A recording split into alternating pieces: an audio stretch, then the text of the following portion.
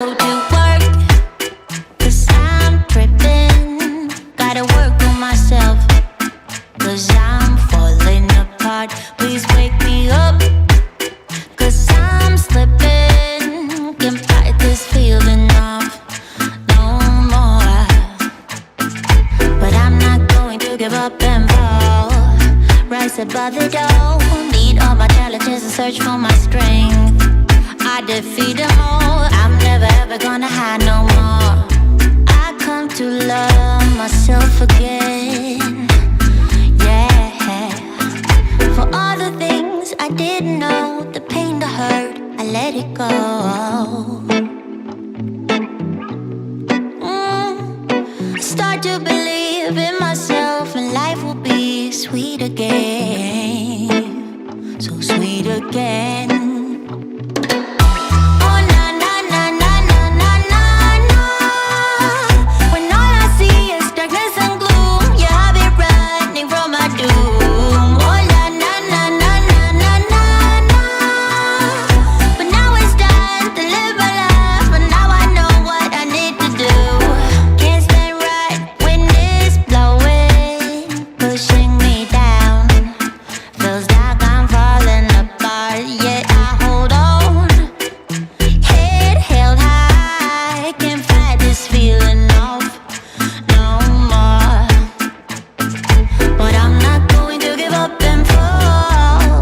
Above it all, beat all my challenges and search for my strength. I defeat them all, I never ever gonna hide no more. I come to love myself again, again.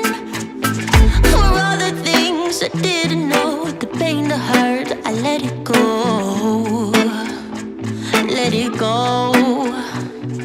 And I start to believe in myself, and life will be sweet again.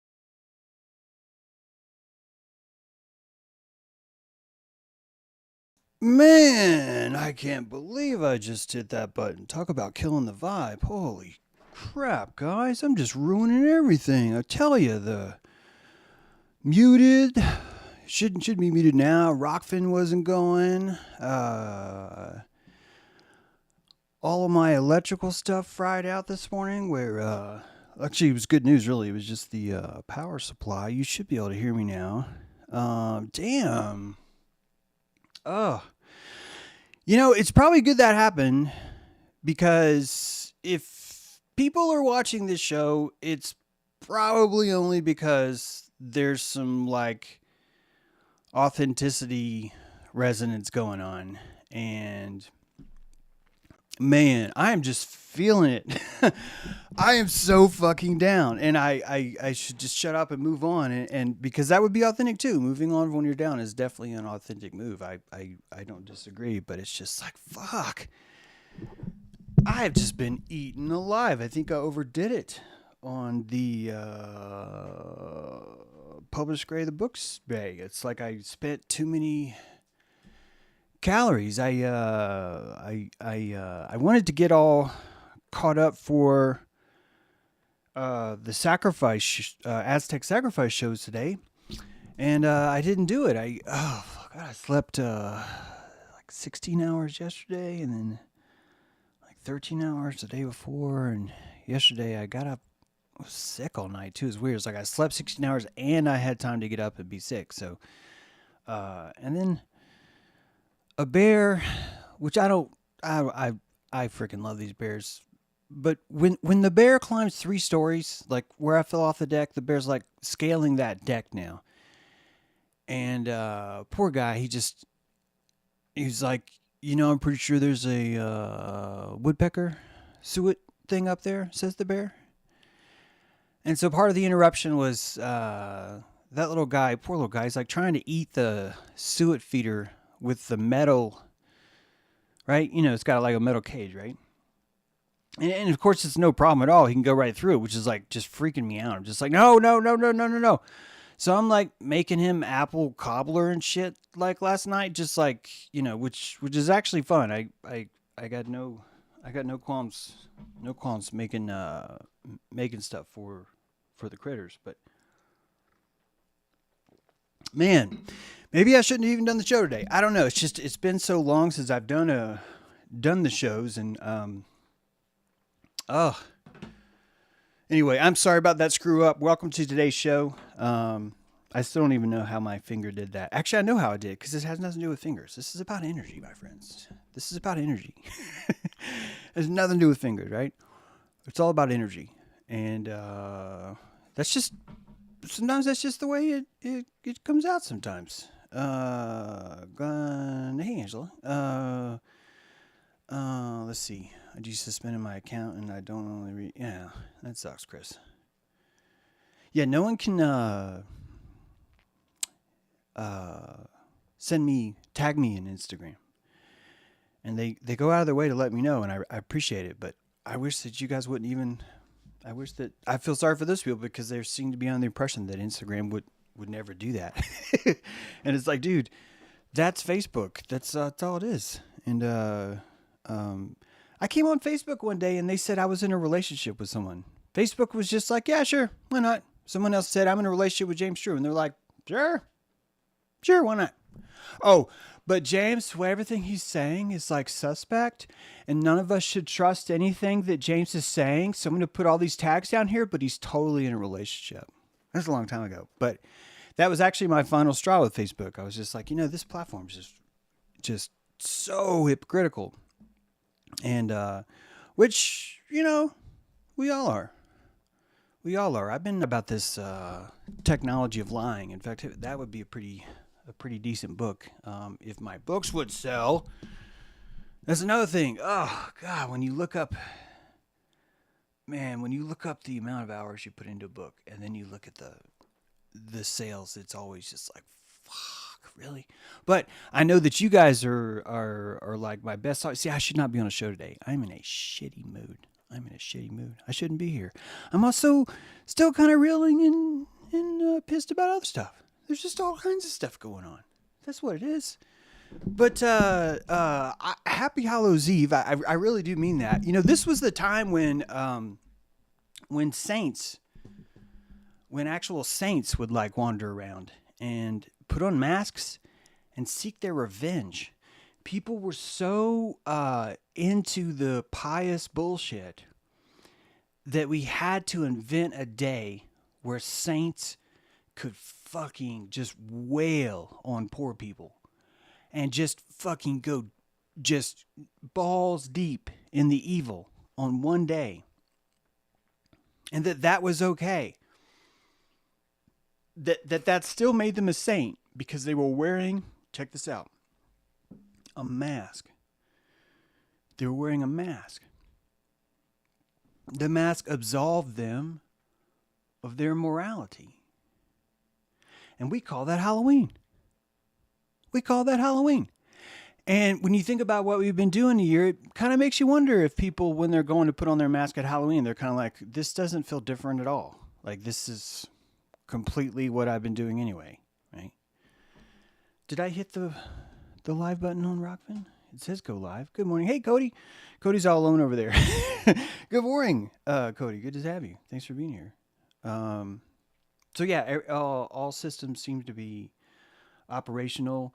we had a great, really fun time on High Magic. You guys can check out that broadcast. It was good to be back with the gang and talking to them and stuff. And it's good to be on the other side of the book. I must admit, it feels pretty good to know that thing's done. And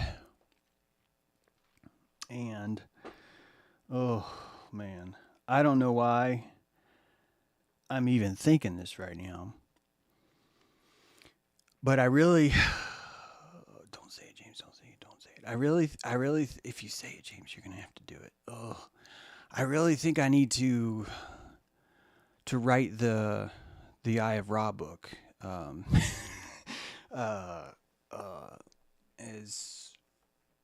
as physiologically hard as it is to put out a book that fast, all it's done is reminded me of how crucially sad it is that I didn't do an Eye of Ra book. And I don't know, that's kind of a weird thing, because instead of me enjoying being done with a book, all I'm thinking about is, yeah, I should probably start another one. And that's it's I don't mind the work. There's just only so many hours. There's finite number of. That's really it. The people that will do you the most harm in life are the ones that have different commodities than you. It's the ones that, and it's not even malicious. Most of the time it's not. I think most unkindness is done to people are not malicious. And because Hollywood paints this idea, because sometimes people come into chat and it's like, I can't believe James doesn't think it's evil. Because of those people, we don't hold people responsible for things that weren't done with maliciousness. Our ignorance is absolved.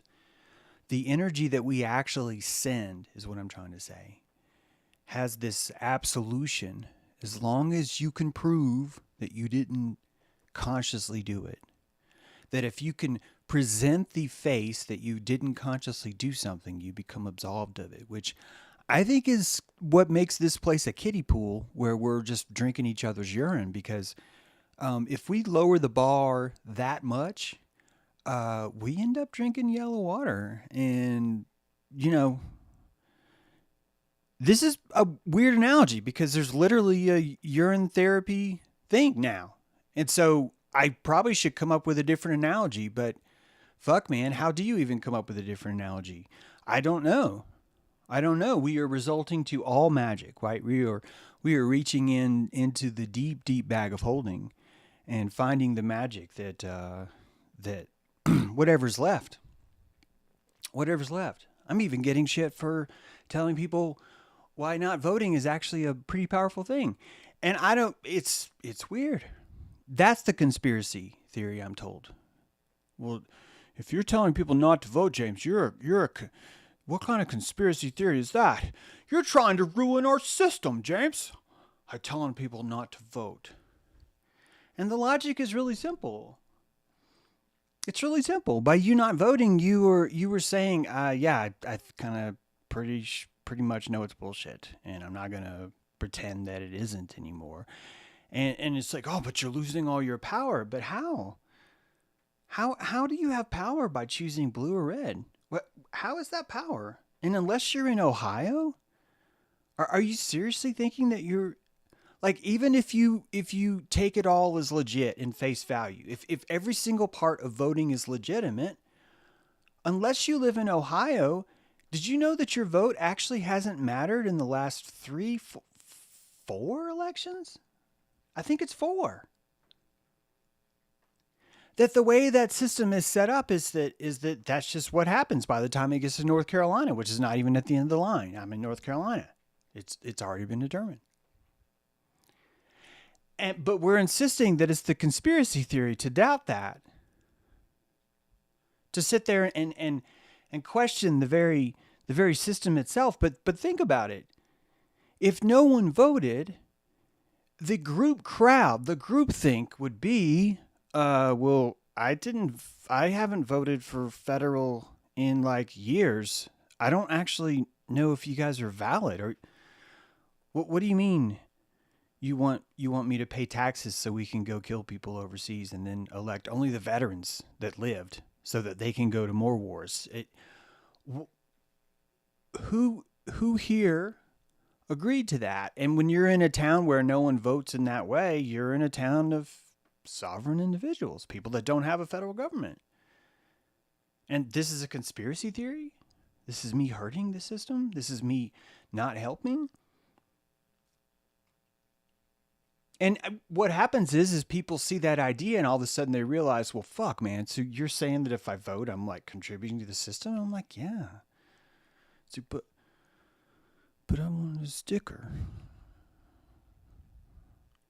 I wanted a sticker, man. I could walk in to the office. You know my cubicle is on aisle row C7, right?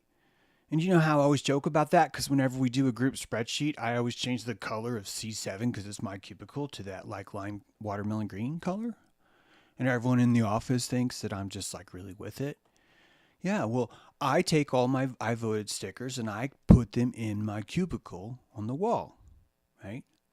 I have a homage wall of I voted stickers from every year. Yeah. And the cleaning lady, I even left her a note. Because I know that every Christmas there's like a big clean thing while everyone's away. And I left a note saying, hey, Consuela, because, I'm hip. I got to know her name. So, hey, Consuela, please make sure that these stay up. Even though Consuela's not fucking there. She went home. Are you fucking kidding me? This is Joel. This is Joel. Joel's doing this now. And he didn't even read it. He wasn't going to fucking vacuum your cubicle. Are you fucking nuts? These things that I'm just making up, this is like real life. There's like real people out there right now that are doing this. When you write a book, you tend to want to just like lay down and watch like a primitive show where dudes are just like making like a Viking hut out of nothing but bark and trees, and there's no talking. That's the key. You want that channel because there's no talking at all, and you can just lay there and just go, oh, and watch these guys make something. And as you're watching them make something, they never go to the store, and then you think about the cubicle, and you think about that guy inside the cubicle in C7 and his I voted sticker. And just like the Viking dudes are like gathering bark from the trees, this other guy's like pasting his I voted stickers on his cubicle to keep the rain out. He's keeping the flow of this emotional weather that's telling him, dude, you're in a fucking box. Look at you. You don't even have a roof. Have you noticed, my friend, that you went from a Viking hut with a bark roof to a cubicle that doesn't even have a roof? And there's no door. None of it. You don't even have a fire. Can you imagine what the boss would say if you built a fire in your cubicle? First of all, would that not be cool as fuck? We need to film this. This would be a funny short film. Is right, a big office floor, right? A big office floor, and you walking into the same guy, and he's in C7, and then all of a sudden he has this transformation, and you walk in, and now like there's like moss like covering his cubicle. And when you come into his cubicle, it's just slowly becoming more and more mulchy, like there's like mulch on the table and stuff. And he's doing it real subtle, right? It's like that Johnny Cash song. It's the 57, 58, right? It's like that, but the opposite. And he's slowly bringing in like fungi, this little bark, little stump maybe, right? Maybe he goes for it and is like, I'm going to bring a stump in tomorrow, right? And you go in there one day, next thing you know, he's fucking cooking, like, he caught something. He caught a pigeon on the roof, right? And he's brought it down to his cubicle, and he's cooking it over a fire. Anyway, we'll get to that movie maybe after this book. Yeah, so Angela Morse had a good idea, and I would like to encourage you to do this. I'd like to encourage you to make a I did not vote sticker and wear it at your leisure. And I realize you got things to do, but I want you to know it's right up there with getting a pumpkin, right? It really is. And I'm going to make one too. If I could have made one this morning in time, I would have. I started to, but I got this weird little electrical thing happen. But I'd like to encourage you to make a I did not vote sticker. Whatever style you want, right? However it is. If you send me a picture of it, it would like be really touching. That would be really cool to even see. But to consider that, and to consider wearing that, and hold the normalcy as strongly as you can. It's not even a joke, is it? If enough people did that, this is already happening, by the way. This is already happening. Let me see if I can find this. In a rally just yesterday, let me see if I can find this.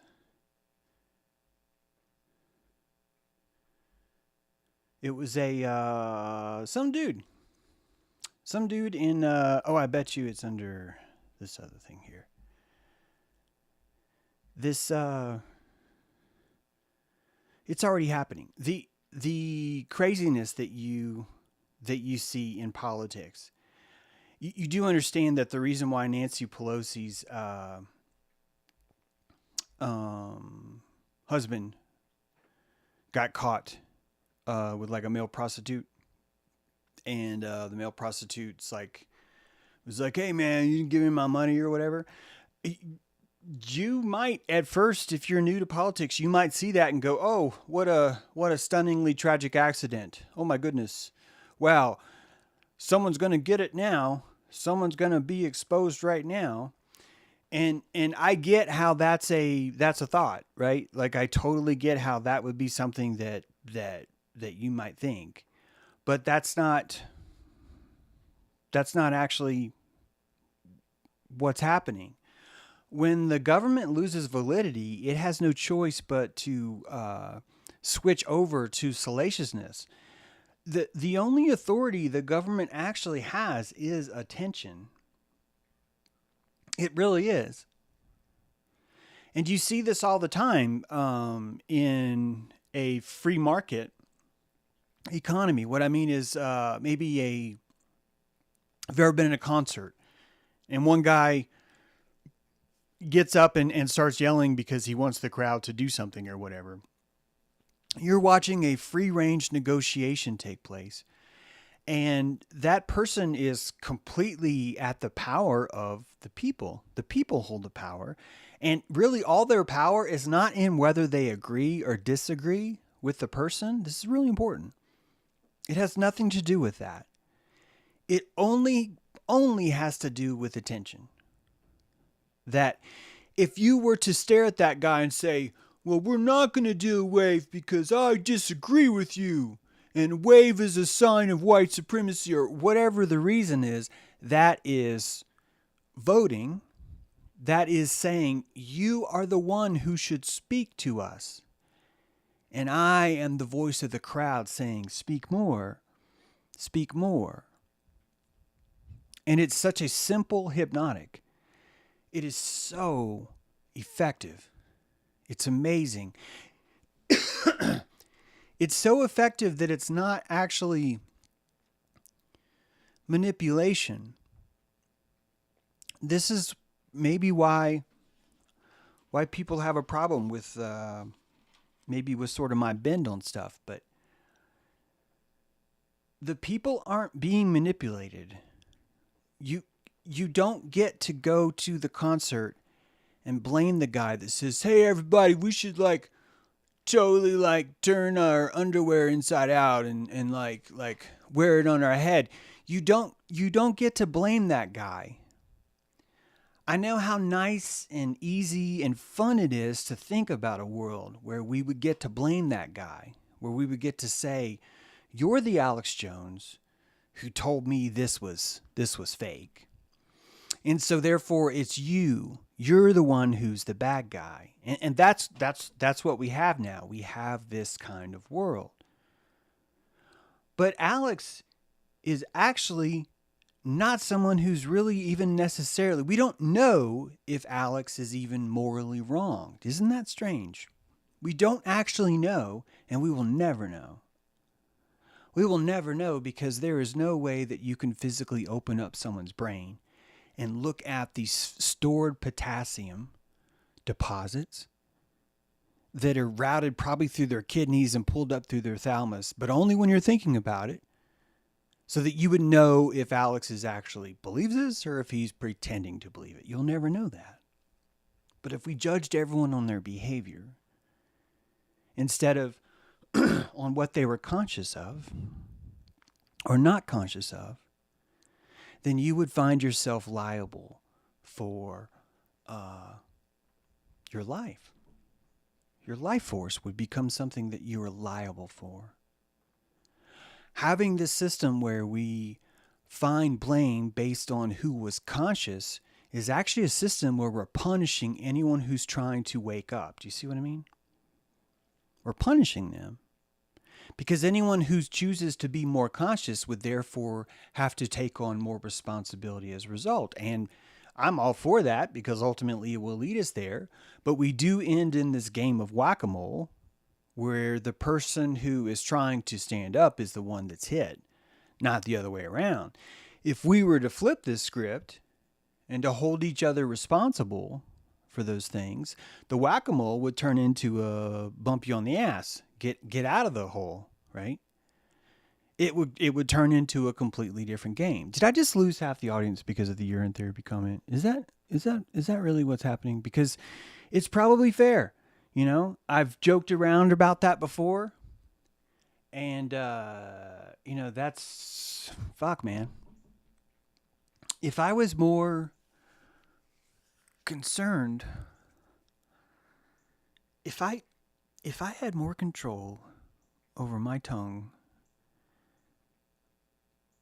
it'd be curious if you could have like two timelines and you could really, really accurately like see both and understand both.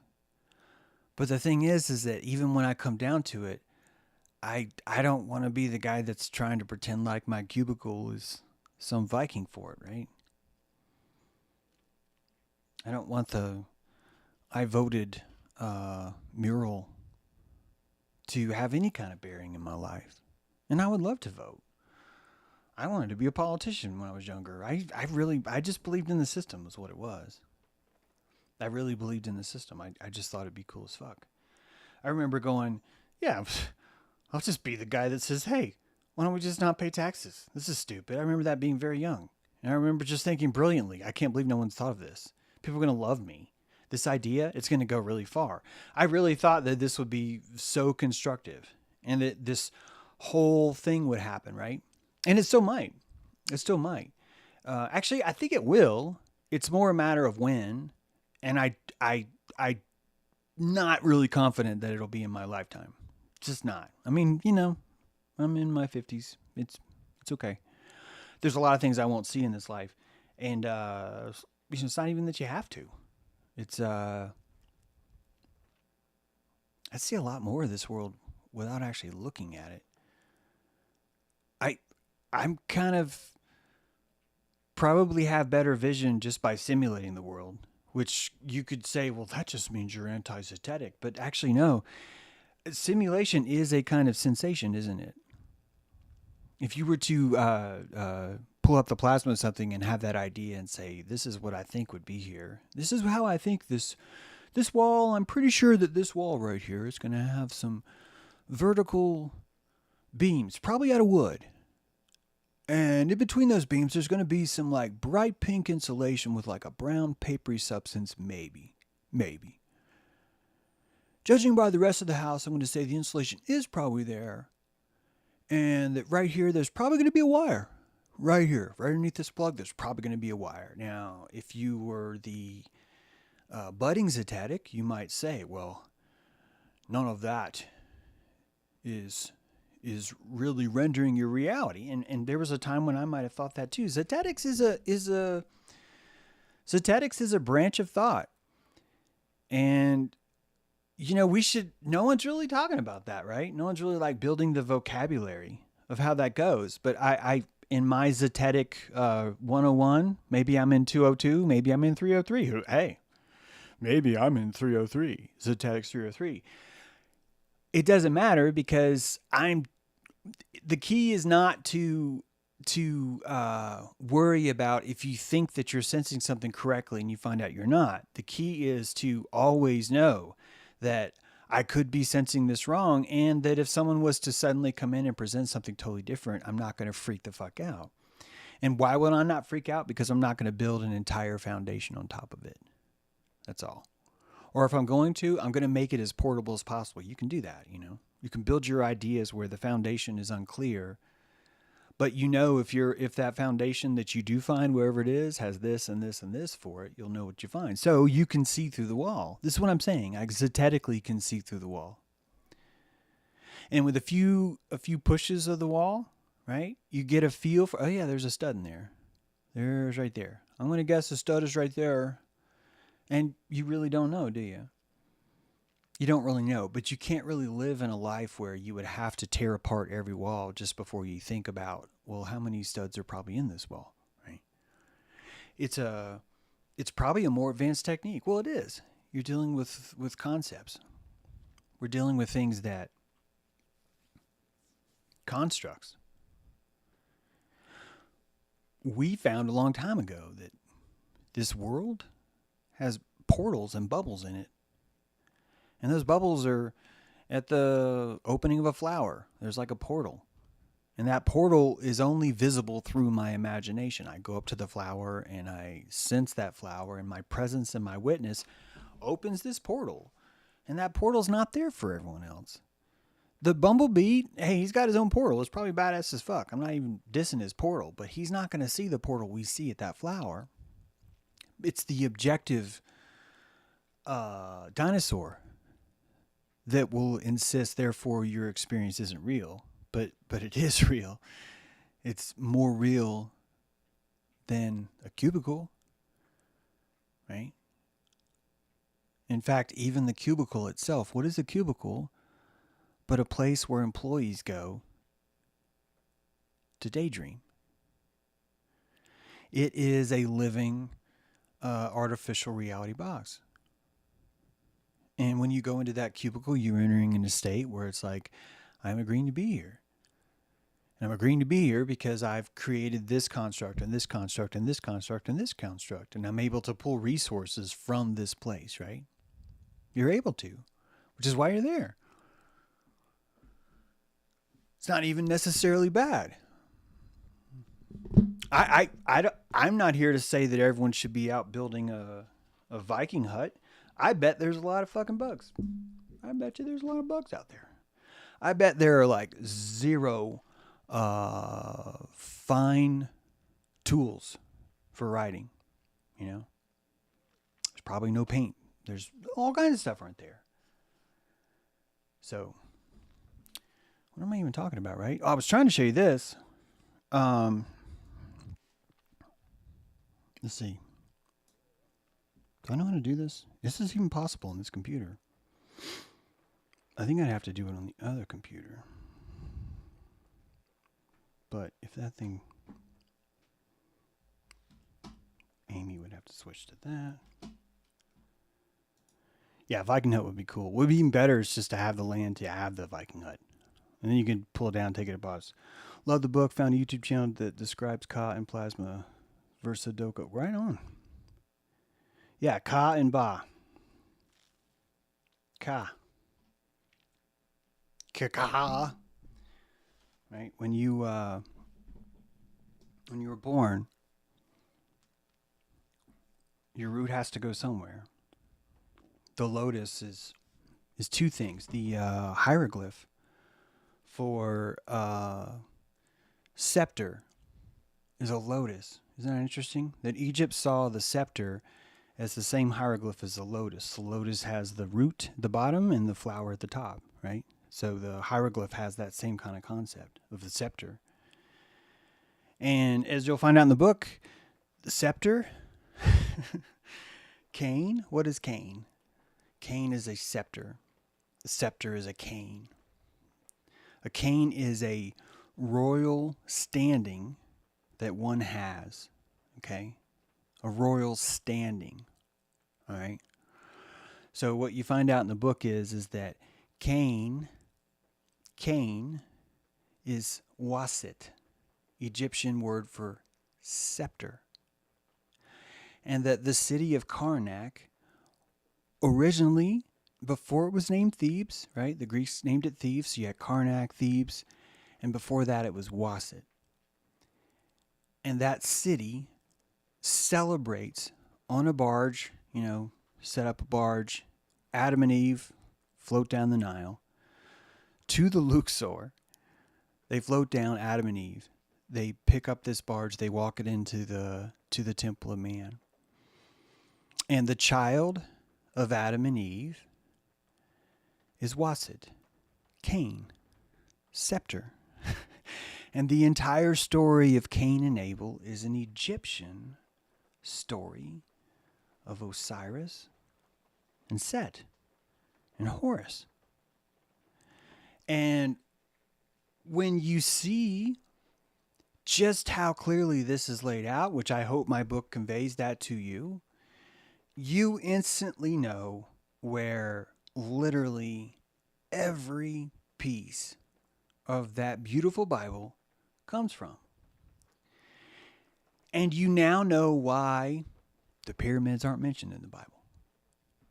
Hey, Luke, do you put anything about the pyramids in your Bible? Fuck no. Fuck those guys. You kidding? Yeah, but they're like really big, Luke. No, fuck them, man. I ain't putting jack about them. What, you gonna do it, Mark? Well, I was thinking about it, man. I really want my gospel to be like right on, It's like, guys, what if we make an agreement? Right? And it's like, all right, what's your agreement, John? John's like, none of us will mention the Egyptians. We won't say shit about it. And Matthew's over here like, but Jesus, dude, learned so much from there. Half of my work is going to be going in the garbage right now, guys. Most of this gospel is about his time in Egypt. And everyone's looking at him just like, you can't do it, Matthew. You got to give one for the team, man. This is a newspaper. This is a publication. This is the New York Times, Matthew. And there's time for truth, but then there's times for politics right now. And Matthew, we have to hold Rome together. There's a lot of syphilis out there, my friend. This place is burning. We need something new. So come on. Give me the papyrus of Jesus in Egypt. Come on, give it to me. Let go, Matthew. I know it's a lot of work, but that's what being a writer's all about, right? Here, you throw it on the fire, Matthew. It'll be more powerful if you do it. Come on, right? Entire thing. Stolen esoteric. Stolen esotericism. Just amazing. Amazing. And when you look now at what's happening with censorship stuff, you consider that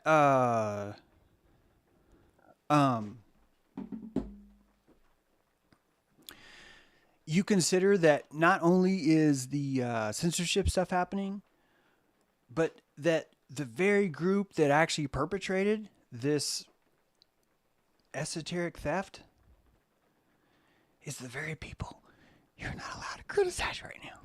Now, that could be a coincidence. It could be. It could be. But it's not. It's not. And that's where we are now, right? Auschwitz, baby. Auschwitz. You guys know what they did, right? AP, Reuters ran a story about it. It was great. It was great that AP even did that. So the people at Auschwitz are like, yeah, dude, we got a problem. Yeah, what's the problem? That plaque out there says that 4.5 million died here. It's like, yeah. Well, that is impossible. What do you mean it's impossible? Well, look around, Ted. Look around. Look at this door, Ted. There's not even a gasket in the concrete here, Ted. How are you going to gas? Stop it. Don't you go there. That actually already happened. And do you know how hard it would be to call the Auschwitz Museum anti-Semitic? I mean, that would be fucking hard. That would be hard. And the AP has told you, yeah, look, just like gross exaggerations here. Not only the gross exaggerations, they're just massive inaccuracies here. We've had to change the plaque. Here's the plaque. That's right now, you know. That's happening right now. That's been here a long time. Do you know how long it's going to take to get people to realize that all this stuff's from Egypt? And you know, the irony is that most of the fundamentalists that are practicing this stuff are walking around just like, yeah, some Egyptian bullshit over there. You know, they're just like, oh, Luciferian over here doing all this, oh, so some kind of pagan worship. And it's like, dude. The Ten Commandments are literally testicles. I swear they're testicles. That's not even offensive. It's not. The stones of your humanity, that's your kingdom. That's actually good. That's actually a good, solid lesson. It's good, right? Not bad. But we've come so far from there.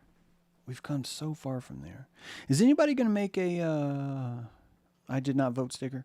Placenta women's period as a therapy, blessed be, probably done for thousands of years. Yeah, there's a lot of cool things about the placenta in that book in reference to Horus. But I guess we talked about that a little bit already on Friday. So yeah. Enoch, Einak. What is Einak? PK? I'm not sure about that. But yeah, Enoch, Egyptian, Thoth, Enoch and Thoth. And as much as we like to think about Thoth as the dude that writes down stuff, I got no problem attributing him to writing it. Seriously, no problem at all. I want you to know that really what he meant, what Thoth was meant, the scribe part of that's the Hebrew word for male. That's the Hebrew word really for his genes. It's Thoth's genes. It's his genes that are written. His genes wrote you, according to this idea. Enoch, Thoth, is your GitHub code. The code that you compiled, that your mom compiled down from GitHub to run you, where she was able to input a user, right? She inputs her DNA, and then she takes the donor DNA, right? This would be my dad. And she takes those two DNA. I'm saying she does it because it's happening inside her fallopian there. And that inside there, Thoth is invoked and run with the parameters. Every algorithm has parameters, right? You pass parameters into the algorithm. And that this algorithm, this Enoch algorithm, takes two parameters. It takes a male and a female parameter. But Chase, what about like gay marriage? Yeah, it's not going to work, buddy. You're going to have to find another. You're going to have to do that. Sorry, this is literally how it works.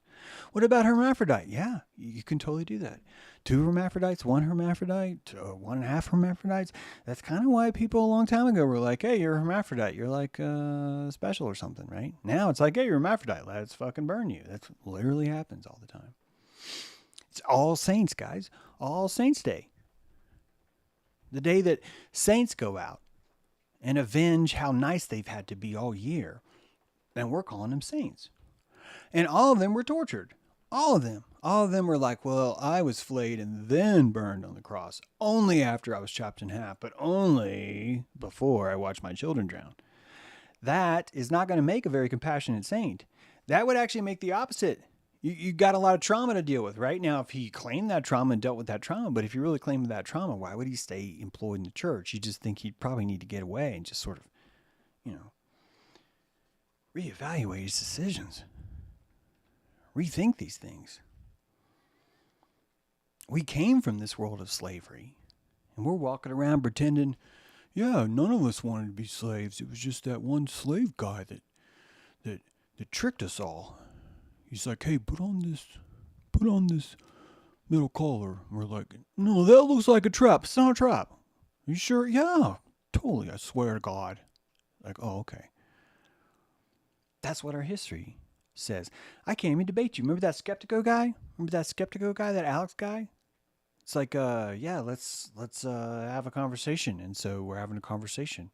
And every time he's telling me a horrible story about Frederick Douglass, I'm reminding him, well, Benjamin Franklin literally sold his life into slavery when he was 12. He was beaten every day by the guy he sold himself into. Had to figure out a way to buy his own contract out. He had to find a way to liberate himself from his slaver. But we have to remove that interview because we have to hate slavery around here. And meanwhile, slavery is what got us here. It's what got us here. You coming over to the new land. First of all, you're walking around London and you're like, this place is a shithole. I'm bashing London, but that was it. It was a horrible place to be. And you're seeing advertisements in the paper going, hey, land of opportunity. And you're like, hey, what do I got to do? It's like, well, you just got to get on the boat. It's like, well, shit, how do I get on the boat? It's like, you just give away 4 years of your life. Like 4 years. It's like, it's a nice boat, man. This is like a Carnival cruise. We have a pool on the upper deck, the poop deck. Yeah, see that bucket right there? That is a pool. Yep. We have an iron fortified diet. Yep. You're going to eat on top of a cannon. Yep.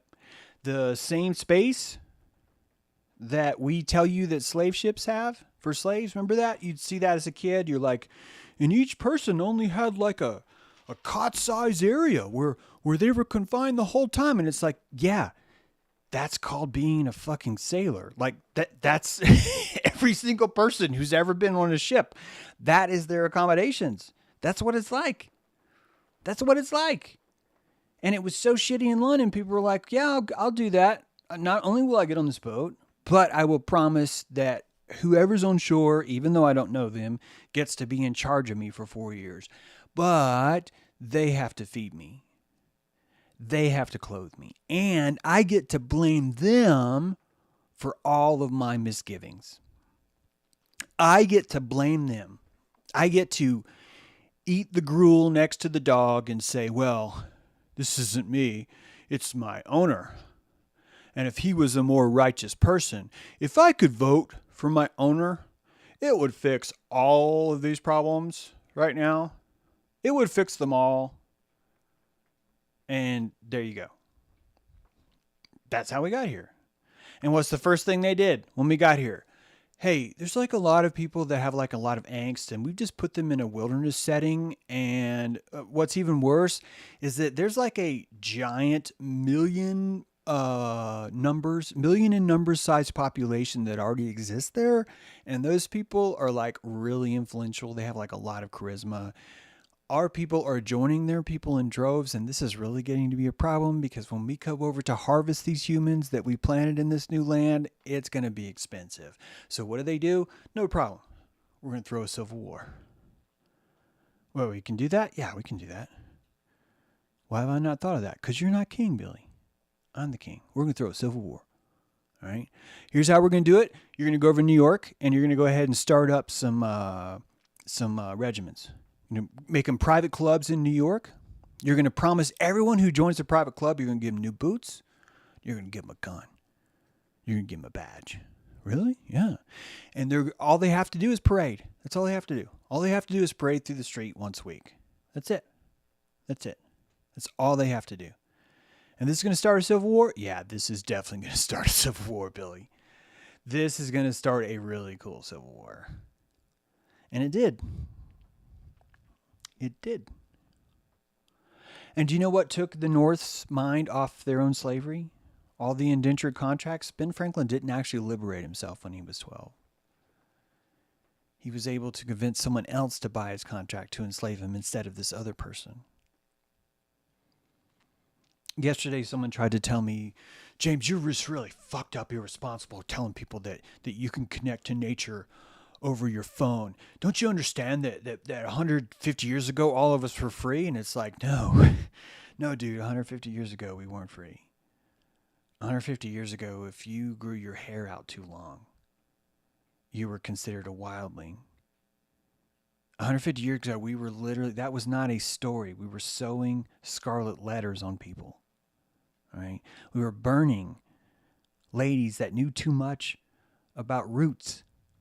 All right? So stop telling me how free we were back then. We are emerging consciousness. We are emerging up out of the ooze. We are building a Viking hut called consciousness, right? And the more fancy it is going to be based on what? Always what? How many calories do you have to put into it? How many do you have to put into it, right? And so America itself has been this. Here's what's fascinating about it. America itself has been, I would argue, probably one of the more upward mobile places for consciousness. I haven't been everywhere in the world. I'm not trying to say that I don't even think that's an exceptionalist statement. I'm telling you that the idea of setting this up under this Promethean lady of justice on Staten Island, literally begging for broken people, right? Bring me your poor, you're hungry, you're downtrodden, and I will give them a taste of victimhood like they've never had before. And they will lick each other's victimhood buttholes until it finally becomes so prevalent and so saturated that literally the country turns into an oven that's cooking itself into its own sovereignty. That the disgusting nature of everything that's happened around you will serve as the biggest motivator. Instead of whack-a-mole from the top, right? Anyone who tries to raise up, it becomes whack-a-mole from the bottom. Where you will literally fucking die if you stay in that system. Where you will deteriorate 72 teeny tiny pricks at a time, right? Just here's one, and here's one, and here's one, right? Just spilled my water. No electrical though, it's great. This is isn't supposed to be fun, is it? Like the American experiment. None of us were like delivered into this world where it's just been like just this massive blast the whole time, right? It's strife is built into the system. It's built in. It's like the bear trying to he's like that suet is probably just like so buttery, like just, you can't even imagine. He probably can't even see. He probably goes diabetic. His eyes just start swelling from eating that suet. And he's got pieces of metal that are going into his gums. And what other choice does the guy have, right? How many people are going to be out there going, dude, let me make you some apple cobbler. And when I say apple cobbler, I just mean chopped up apples. I didn't mean I'm not going to make him an apple cobbler. I don't even know how to make apple cobbler. Why is it a cobbler? Why is it not even a pie? I don't know how this works. Yeah, when James spills water, it gets real. They are not sending us their best. I would argue that maybe they are tornado souls. And I'll tell you why. Because the best is going to be what's the most pliable, right? What is going to be easier to mold, right? And to change. It's that kind of a thing. And that would be a great work. Because when you set this up, it would be something you would never ever be able to see yourself. You would know this is a long game. This is like a long, long game. You would know that. And that's what a gardener is, right? The dude it's one thing to go out there and make your garden look pretty for you, which is, by the way, is great. Please do. But it's quite another thing to be that guy that's like planting trees that aren't going to be seen for 100 years, right? I'm not even trying to say one's better. I'm trying to say that the person who's doing that has more calories to pay for that. Just like you can see through the wall, right? And see the studs, that you could see into the future and see how this tree might change things, right? To see how it might manipulate the future going forward, whether it be shady or whether it fall on someone's house, right? You really just don't know. We do this for our children, so why would people that just had more calories not do it for their community, right? That's the 5G, right? The different levels of love. The different levels of that.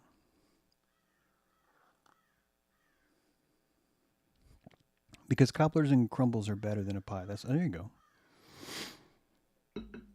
There you go. Always looking for better problems than I have now. I just said that the other day. I was like, you guys, you should really cheer up, because what you think is bothering you is really just a front for something probably even worse that's underneath it. But you were shielding it, right? It's very much like if you were to have felt trauma by being cleaved before you were born as Vitruvian Adam, circumcision would sort of cover that up.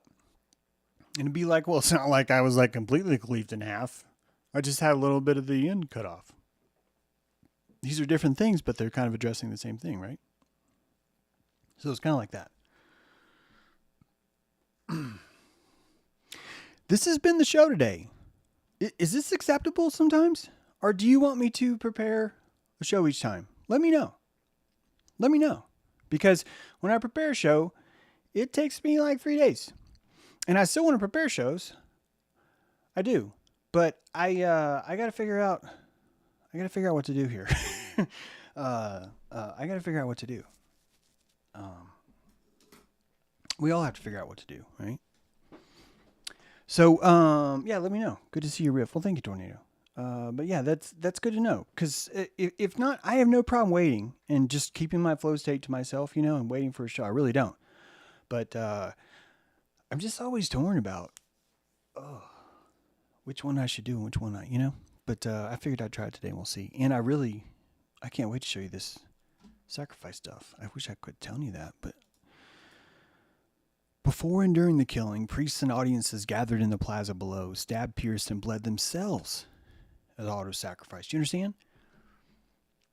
During the sacrifice, people were at the bottom of the pyramid, cutting their own genitals to bleed, cutting their lobes, cutting their tongues, and bleeding in front of each other. It's like a mosh pit, right? But a blood pit.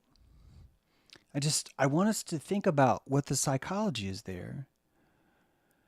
I really want us to really, really have a good, accurate, zetetic look of where we came from.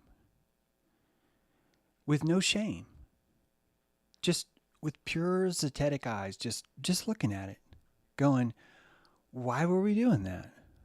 Why were we doing that? Why are we doing that, right? One of the most profound instruments has been the scapegoat. We talked about this at High Magic, but I think it's worthy of repeating, I hope. In biblical times, in what we're calling Old Testament times, the people that took that technology from Egypt, those same people, they were taking goats and torturing that goat, killing that goat. I guess you could say you were nice to it, but if you're ultimately going to kill it, it's kind of hard for me. It's kind of hard for me to believe that we're calling that being nice. But for thousands of years, people felt psychologically better by rubbing their sin into the skin of a goat and then killing the goat. And the entire witch trials were based on the burning of people who were gathering in the woods and being nice to a goat. They weren't killing the goat. The goat was like the birthday boy. Seriously. Read my book if you doubt that. The goat was the birthday boy, right? You go to a party and there's a birthday boy. And whoever's the birthday boy, it's just it's more of a formality. It's oh, you're the person of honor today. And there's bequeathments of wonderful there, especially if you're calling that goat God, right? If you've decided that goat is the devil or God or whatever, it's your opportunity to physically see the goat and have a drink with the goat. Do you understand the psychological, just badassedness of assembling for a Sabbath with the sole intention of drinking with the very thing that's supposed to scare you? And that instead of building this culture around rubbing your sin into this goat so we can kill it, you're actually praising this goat in this fraternal kind of a way where it creates this secret club where all of us are manifesting that we have supreme love for this goat. It would be the ultimate way you would heal a wound if you were to notice just how fucked up it was that you were torturing this animal to make yourself feel better. And so now you start these Sabbaths where you're doing the opposite. To me, it shows that there is hope. To me, it shows that the first place that bloomed compassion in this world was not in the civilization. It was not in the city. It was in the woods. It was in the country. It was called the gathering of the heath. And on nights like tonight, we would look to our women to decide where we're going to gather tonight. And they would do something quite salacious to find out. That they would ride the broom, they would place that broom up against their most private parts. And they would tell that stick, take me. Take me where the goat's heath will be. And it's such a pure, raw, intuitive letting go. It's the Oracle at Delphi, still alive today in the woods. And we are living in a society that's decided that was the problem. And witch pricking, if you've watched this program before, you know that the very first needle, the very first vaccine, came from a witch pricker. I shit you not. Physically, a piece of metal used to test witches was placed intramuscularly into the thigh, and the reaction of the skin when you pull it out determines whether or not this person is a witch. And that all we did was we said, hey, if this witch pricker tells us who is a witch, this witch pricker will save us from that witch. Well, what do you mean? Well, what if we took some cow pus and put it on the end of that witch pricker, and instead of sticking the witch, we stick your kids? And lo and behold, the same people that are like, people who do Sabbath are evil, we should kill them. They're like, yeah, that sounds like a good idea. Let's totally do that. Let's stick that in our kids and then throw them in a barn and lock them in there for 3 weeks with no food and tell them if they live, then it means that everything's okay. Let's do that. Those people, those are voters. They are. They're voters. You understand? You rub the sin into the goat. That's how you would do that. You would rub your sin into the goat. By rubbing the goat, you would think about your sin. You would put it in the goat. And you're rubbing your sin into the I voted sticker. You're pushing it. You're pushing it in. Same people. Same people.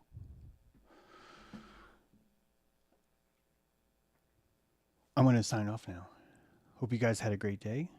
Sorry for the problems today with startup, but it's good to get some practice in, right? Thinking about Wednesday doing a Wednesday afternoon show. That's what I'm thinking about, like 5:30. I'm saying that because then it would be right before dojo, and it might be kind of cool. So that's what I'm thinking. Thinking I might do that Wednesday. So freak out or don't freak out, right? Whichever one feels better to you. Thank you for being here. Thank you guys. Thank you for watching. Oh, look at this nice little crowd too. It's great. Great to see you guys. Thanks for letting me write the book. If anyone's read it yet, let me know what you think. Audiobook's not out yet, but it's in the queue, so I would expect that anytime. I'll definitely let you know when that's happening. Hi, James. I'm so happy for you in the completion of the book. I look forward to hearing the rest of it. Watching you on mute because... Okay, gotcha. Watching me on mute is not going to help Rose, but I appreciate it anyway. Thank you. Speaking of Rose, I'm doing a Crow 777 interview this week, so I'll let you know when that'll come out too. And yeah, you guys have a great day and enjoy your Halloween. Yeah, go out there and find that goat heath, right? Find that goat heath. Hope the outro song plays today. Man, it doesn't play for me. You guys hear it?